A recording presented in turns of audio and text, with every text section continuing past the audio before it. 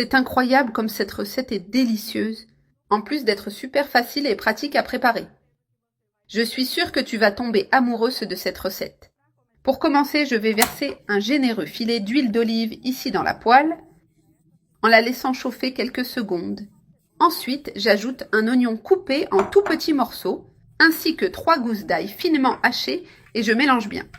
Maintenant, je vais incorporer 300 g de sauce tomate et 300 ml d'eau. J'ajoute une pincée de poivre noir pour donner une touche spéciale de saveur. Je mélange bien la sauce pour intégrer tous les ingrédients. Cette recette est tellement pratique qu'elle deviendra, sans aucun doute, un classique dans ta cuisine. Après avoir bien mélangé, j'ajoute du persil ou de la coriandre selon ton goût. Maintenant, il suffit de bien remuer pour intégrer le tout et laisser la sauce épaissir. J'éteins le feu et je transfère la sauce dans un grand plat à four.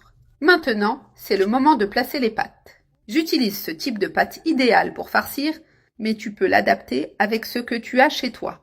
Le résultat est tout simplement spectaculaire, ça vaut vraiment la peine d'essayer. Prépare-le chez toi. Je suis sûre que ce sera un succès pour toute la famille. Je prépare toujours cette recette à la maison et elle ne déçoit jamais.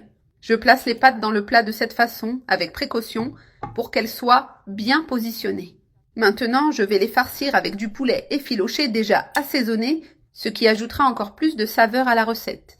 Tu peux assaisonner le poulet comme tu préfères, avec les ingrédients que tu as chez toi. C'est le moment d'être créatif avec les épices, mais je te conseille de bien relever les saveurs.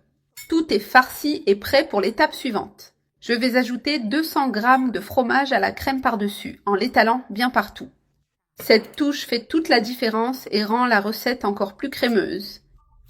Maintenant, j'utilise du fromage mozzarella râpé pour saupoudrer sur le dessus, afin d'assurer un gratiné irrésistible. Je saupoudre de l'origan sur tout le plat en couvrant bien chaque morceau de pâte. J'ai fini de mettre l'origan et tout est prêt pour le four. Maintenant, je couvre le plat avec du papier aluminium, en scellant bien les bords pour que tout cuise uniformément. Je m'assure que tout est bien fermé pour conserver la chaleur et la vapeur pendant la cuisson. Je mets au four préchauffé à 180 degrés Celsius pendant 40 minutes. J'ai sorti les pâtes du four et l'odeur est incroyable.